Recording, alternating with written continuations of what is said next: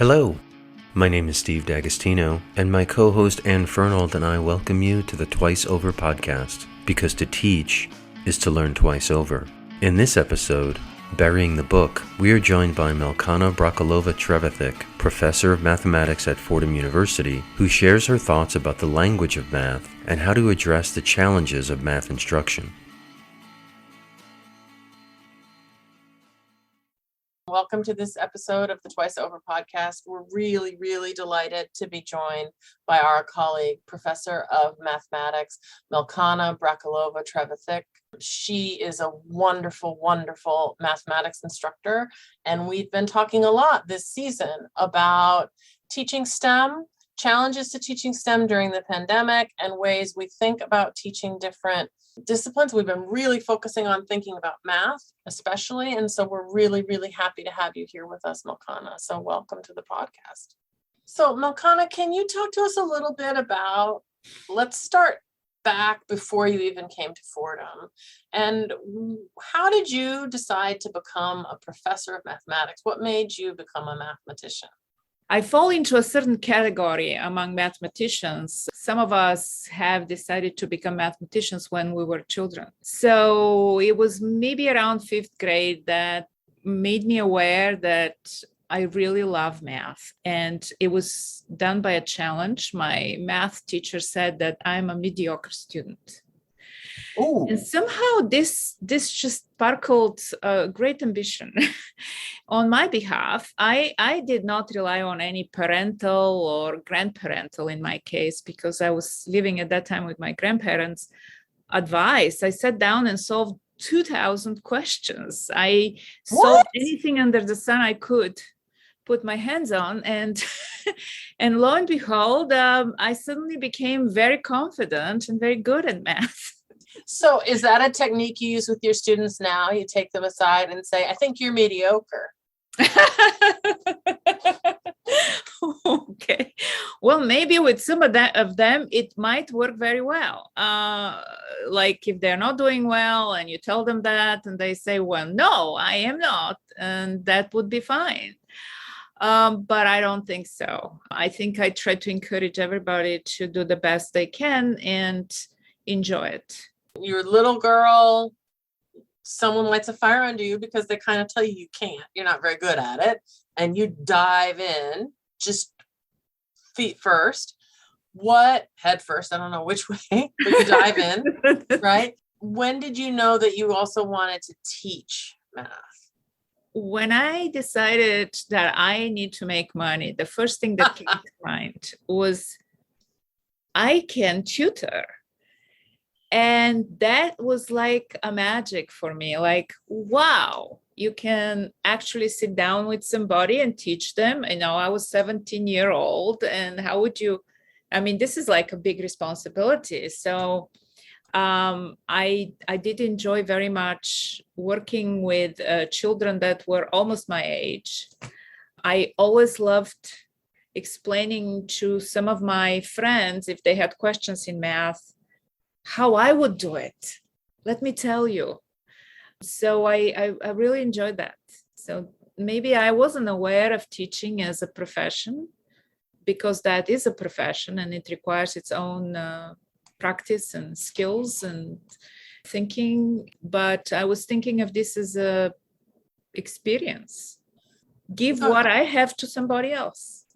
A lot of times people who have your journey to becoming a teacher, where you see a challenge and then you meet it, and then you make the decision to keep pursuing it, don't end up being very patient with people who aren't getting it, right? And so can you talk a little bit about what it's like to move from being someone who taught yourself how to do it to someone who's patient with people who need a tutor? I think it's a process, and it takes many turns. And sometimes I believe I have not been patient, and sometimes I have been very patient. So as a profession becomes way more sophisticated, because a teacher has a lot of tools to bring knowledge to their students. And sometimes those tools are not used well, and sometimes they are. I feel it's a evolving process, and somewhere in my career, I figured out that it's not me, it's the student who actually is most important. So patience is out of question. I mean, it's supposed to be there. What's important is that you really, really understand the settings, the context within which a person is thinking.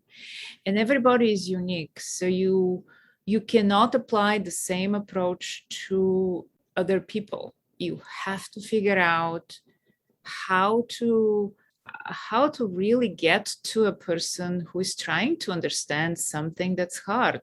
You asked me the question about patience. I think it's more than that. Okay. It's more than patience. It's more like willingness to communicate with the brain and the psychology of a human being. And that is not about, patience is maybe a part of the process, but the bigger part of the process is getting to know the person you're trying to teach, you're trying to help out, and to engage them. So maybe they don't think like you. Maybe they think in a completely different way. Maybe the model of their thinking is something you can learn from. So I find through these interactions, it's like you're getting a lot out of a universe of thoughts. And it's like we are living in this huge world of approaching whatever we're trying to approach, mathematics or humanities or science, through various lenses. So patience was like at the beginning of my career, something that I may have thought about, but it evolved into something more complicated about being part of one unity and communicating in the ways that we best can. What is it like to confront people who are not fond of the subject, perhaps actively resistant to it, or upset about it, or afraid of it, or bitter that they have to take it? Because I don't know if other subjects spark the same kind of emotional responses that mathematics can, in not just in learners, but even teachers in elementary school, say, who are required to teach mathematics but don't have the numeracy that they need to develop those skills. So what is that the experience as a math educator, a person who loves math, interacting with people who perhaps don't feel the same way? I want to pull on the word patience from Anne's question and bring it to the level of the student who is studying math. I think that sometimes presence of patience on behalf of the student is what's necessary to be successful, and giving the student opportunity to employ some patience in figuring out hard things. Let me tell you a story about a mathematician whose name is Yuri Manning. He was in his early teens, and he found a math text, a calculus text, in the attic of one of his friends. And he started reading it and went into the epsilon delta definition, which is notoriously difficult. He got so frustrated, he went ahead and buried the book, and he has said, the hell with it. I don't want to know about math now. This guy is a famous mathematician. So what happened? He literally buried the book. Buried the book. He was so frustrated with it. Yes. It's a story I read in a book I just discovered. And in an hour, a rain started.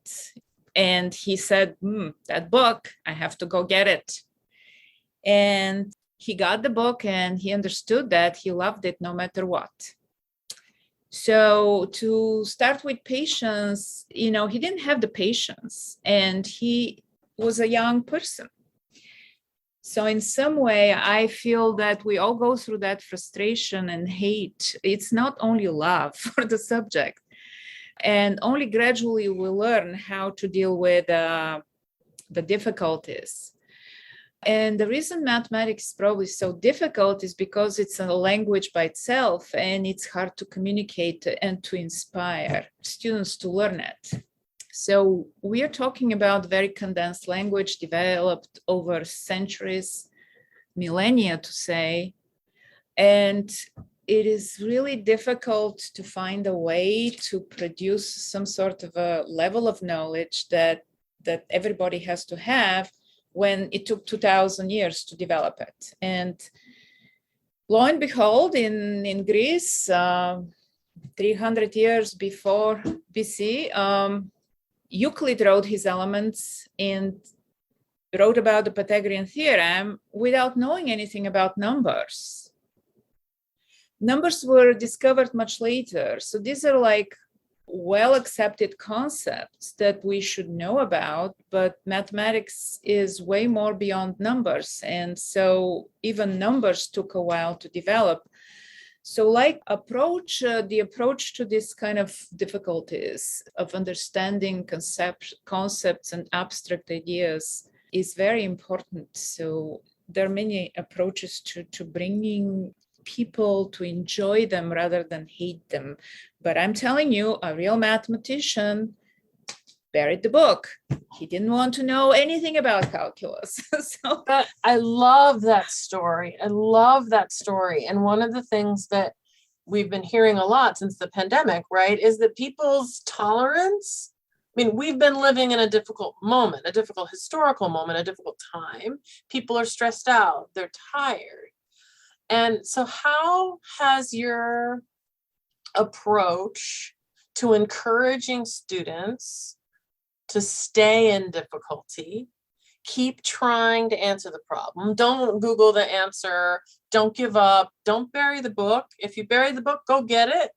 When we know that our students are operating without the reserves that they might have in a more plush, non-pandemic time.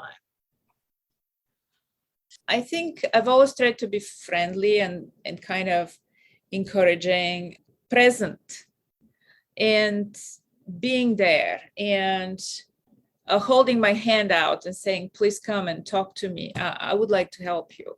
Compassionate in understanding. I even understand people who slip through my class sometimes, you know. I understand they have something that causes that. Relating to the student in non-confrontational way, relating to the student and understanding them as human beings. I feel that, and that was discussed in a recent workshop that I attended by the Mathematical Association of America. Mathematics is a social subject, and that has been denied somehow to it. We are indeed part of a social structure. We think mathematically, even if we don't want to admit it. So incorporating the social part of mathematics, the aspect of it that has psychology and reasoning and meaning, relating all those important for real life things while I'm teaching mathematics is important. So I hope I can help students deal with their own questions and their own, in some indirect way, in their own difficulties, in some indirect way, because I feel we are all connected in what we do through mathematics, through English, through languages, through science, through all the subjects we are working with. There is a connection between everything. Thinking about math as part of a social system, what are your thoughts about the reconceptualization of math or relocation of math as part of something now called STEM? Not deeply integrated as perhaps it may have been within the humanities, but really put with other kinds of, I guess, technical subjects. Have you thought about this at all? It's an important question. Why mathematics is actually not say science, but it's in STEM, we have science, technology, engineering, and math. Why is math, you're asking, separate and not integrated in any of the other categories? I've never heard the idea before that math, there's a social system aspect of mathematics, right? Yeah. People who, thinking about, okay, what does it mean to think mathematically? We are perhaps by nature mathematical. Yes. We count, we measure. So I'm wondering about the implications for teaching and learning when math is removed from, say, philosophy or literature and placed among technical fields. Are there implications there as a teacher and a teacher of teachers? Let's focus on deductive reasoning. This is developed by, I hope I know that, maybe I don't, maybe a philosophy professor will argue otherwise, by the Greek philosophy school of people who are mathematicians. So what we do is we take our inquisitive nature and we discover things that might be in the social aspect of life, that might be in the scientific aspect of life. And then we try to find a language that describes them. So that's how, to me, mathematics developed. It is combining the fantastic deductive reasoning, which is all we have to conclude anything about the future, and the scientific observations. So it is part of STEM in the sense that it grew out of the sciences, and it is part of our everyday life as it teaches deductive reasoning to the superb, to the perfection.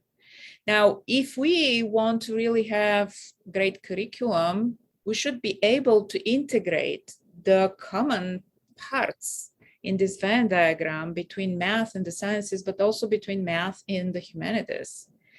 Because who is that professor in say anthropology or English who does like a paper written without any logic in it? Logic is what makes mathematics great. What makes mathematics also great is the language, but not the natural language that we use. It's the language that was developed to condense the laws of nature.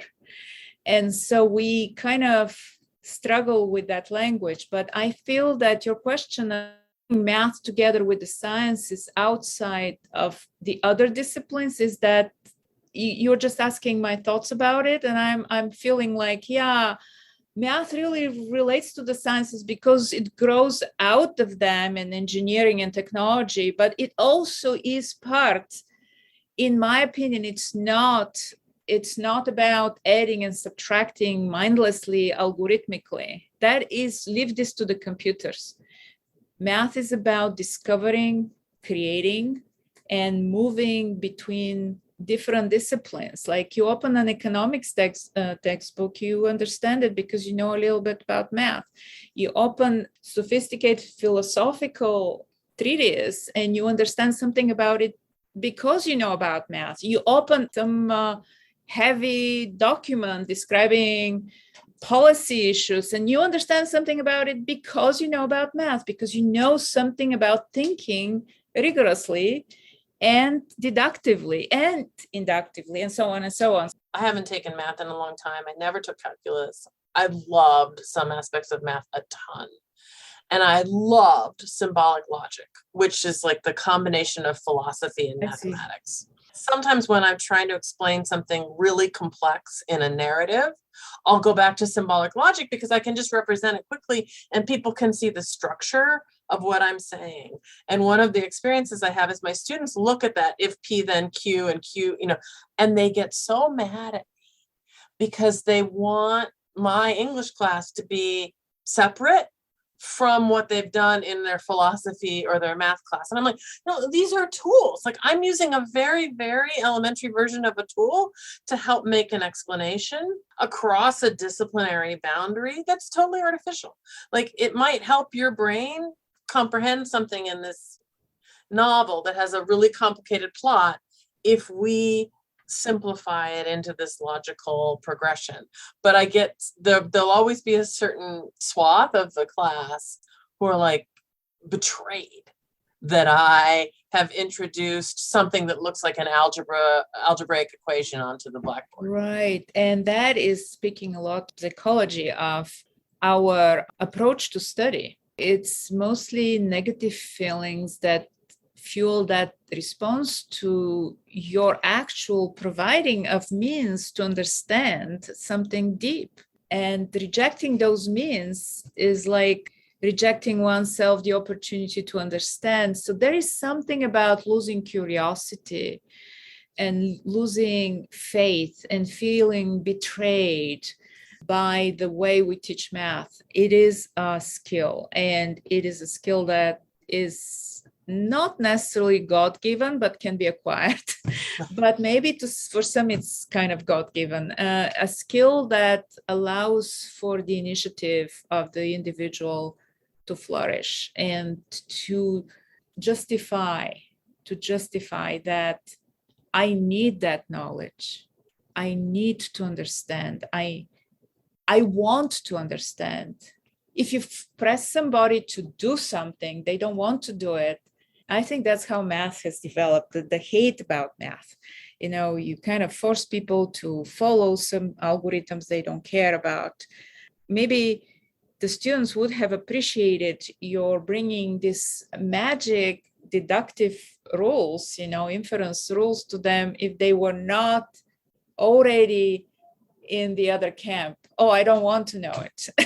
That to me is always a puzzle, right? When someone is sitting in a classroom with a faculty member and their visceral reaction is, I don't want to know it. I'm like, well, but you came into this space. Like, you matriculated at an institution of higher education. So but a literature class should be a safe space. Don't you think? What does that mean? I never even learned. I refuse to learn rhyme and meter because I'm not counting. I refuse to count. I remember when I was an art major, when we were learning about perspective, it was a lot of, it was, I don't want to say geometry, but there were certain, you needed knowledge of certain geometric ratios to draw figures and to draw perspective. And there are a lot of my classmates in the art program who just were not happy about this. Right. I think there's something like a kind of, I don't want to coin a phrase, but some kind of like math trauma in a way where people don't have, and it could be generational. I'm in my late 50s, so I experienced math instruction, math class as like math club, right? That the teacher was talking to just a very small subset of the entire class.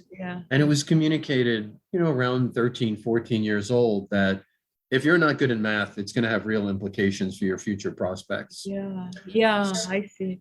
I think of us like occupying a certain mathematical knowledge. So we start like, I imagine this funnel, you start from the bottom and your knowledge grows as you move upward. And everybody starts from nothing, including Yuri Manning, who is a very well-established mathematician. You want to bury a book, frustration is there. How do you deal with it is a different topic. And I wish math was not viewed in this way, because it's just one of the great tools we developed as humans. It was a way of seeing nature, society, visualizing things. To me, visualization is essential in understanding mathematical concepts I work with. So I feel what you're saying, proportions is just an aspect of visualizing things. And so you need them. In fact, the proportions were the only reason the Greeks could develop number theory. without numbers. And they proved things by visualizing them. They transformed things, objects around. Like, how do you prove the Pythagorean theorem if you don't have a squared plus b squared equals c squared? There is no a, b, and c in Greek mathematics. So what do? You talk about squares, actual squares, and you start moving them around, sharing the area and showing through transformations that things fit together nicely. So it's all proportion. It's not numbers. No numbers. And they were convinced that everything can be written as a ratio of 2. I was thinking of talking about Da Vinci is a mathematician, first and foremost, a geometer. And that's why Da Vinci is a scientist. Da Vinci, there was an exhibition when I was a younger person in Bulgaria about Da Vinci. So I went there and I was shocked by his scientific accomplishments because they were in front of us. He thought about aerodynamics and he thought about art and he thought about mathematics. And behind all of his great, so well-known paintings, behind the paint, you can discern the geometry of the painting. And the geometry involves the so-called golden ratio. So a lot of circles crossing where this hand will come in, where this head will be posed. And so this kind of geometry connects to, for example, my calculus class. So I told my students, Da Vinci was a mathematician who was applying his knowledge to math, to medicine, to science, and he was a great artist at the same time. And so the golden ratio comes in, and I explain how the Fibonacci sequence plays a role in the golden ratio. And it was amazing. In one of my classes, calculus classes, one of my students, who may recognize if she ever listens to this podcast herself in here, we were studying like, what is the golden ratio? And it's easy to explain. You have a rectangle and you look at the ratio of the larger side over the shorter side, and that's in the golden proportion if the sum of the two, larger and shorter side, relate in the same proportion to the larger side. So this kind of expression already is asking for some sort of symbolism to explain it. And symbolically, that means that a number is equal to 1 plus its proportion, its reciprocal. So I explained that in terms of symbols. My students, obviously, this person listened to it, and then we went into the Fibonacci sequence. And so this is a sequence that starts with 2 numbers and then creates the next one as a sum of the previous 2. That's it. So you can take a first grader, give them the number 1 and 1 and tell them what's the sum. And they say 2. And then say, what is 1 plus 2? And they can say 3, right? 3 plus 2 is 5. 5 plus 3 is 8. So it's a very nice sequence you can teach a little child to create. And so where is the golden ratio, which is a number relating sides of a rectangle to that sequence? And that was my story in teaching my calculus students about the golden ratio. And lo and behold, there is a connection. So anyway, I don't want to get into too much math, but she figured out the relation in a way that I have never looked at. So the challenge in my life has been to bring the excitement to learning in this particular aspect of learning to my students. So you talk, in general terms about, I want everyone to feel enthusiastic and excited about it. But what about when you face a student who might feel like, oh, I'm not going to be good at this. People who look like me, people who are my race or my gender or from my country don't do well in this classroom. How are you thinking about interrupting that narrative, which can be really harmful to people's performance?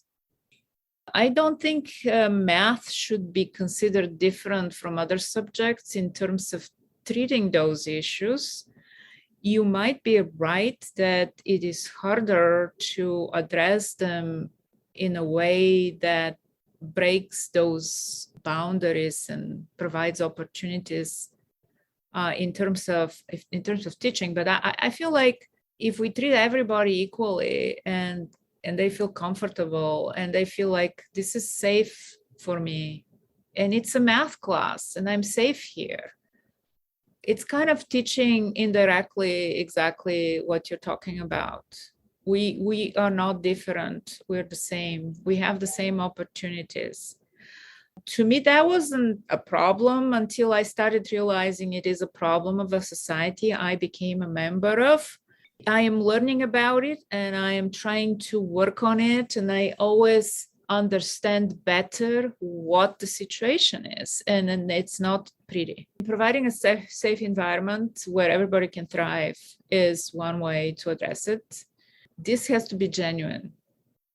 If you're genuinely interested in your students and their success and their comfort, I think that might address some of what you're talking about, including the fact that you're teaching them how to be more powerful, because empowering them is also a part of it. And empowering them with the tools that mathematics provide in the right way is also giving them opportunities to fight that inequality and the injustice. A lot during the most acute phase of the pandemic about how to teach calculus online. Now that we're in this more endemic or chronic moment, are there tools, methods, strategies, approaches to teaching mathematics that you adopted during the most acute phase that you've carried forward now? And can you describe what they are and why they still are working for you? I learned a lot through the pandemic. I think our opportunity to actually comfortably teach in front of a screen and develop our lesson comfortably and record it is a great development, especially for me. I had no idea I can sit in front of a screen where there is nobody and develop my lesson and flip the classroom in a way. So flipped classrooms became like natural extension of the pandemic. I was totally floored by the opportunities the iPad provides for us to teach. I can sit in my class, right on the iPad, watch my students, and they're seeing all I write behind me. So what happens is that I'm not moving with my back toward them.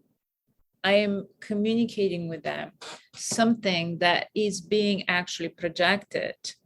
So it's a kind of writing on the blackboard without writing on the blackboard. It's a magic to me. It's not only providing an opportunity to communicate in a very beautiful way where you're not wasting your time to look for the eraser, to look for the marker, to walk across the classroom, to drop something on the floor, to trip over. I mean, you can imagine all kinds of circumstances that slow down the communication, the process. But the iPad provided the opportunity to combine communication at a higher level in some way, communicating ideas, communicating mathematics, communicating skills, providing way of thinking. So I know my students because I am not constantly writing with my back toward them. So what happened is we became, I think, better teachers because we became more self-aware who we are, what do we do? Are we actually communicating by looking at our students well? Are we talking to ourselves? I mean, this is like a tool to improve anyone. The last question we always like to ask the teachers whom we interview is to just give you a chance to tell us about a teacher who's been important in your life. Probably it will be a non-standard answer, but I learned from my colleagues. I have great admiration for those I work with. I think they have been probably most influential in my life. I've been inspired by them. So I wouldn't say a teacher didn't have a role. I mean, maybe the teacher who told me I can't do math was very important too, because negative feedback is very positive sometimes. But I would like to say I always learn from my colleagues, and I am continuing to. What a treat to talk to you. It's just super inspiring and really exciting. And I can't wait for people to be able to listen to this conversation. So thanks for your time. Twice Over Podcast is available on SoundCloud, Stitcher, and Spotify. For host and guest bios and show notes, please visit our website, twiceoverpodcast.com. You can follow us on Twitter at twiceover1 or email us at twiceoverpodcast@gmail.com. On behalf of Anne and myself, thanks so much for listening.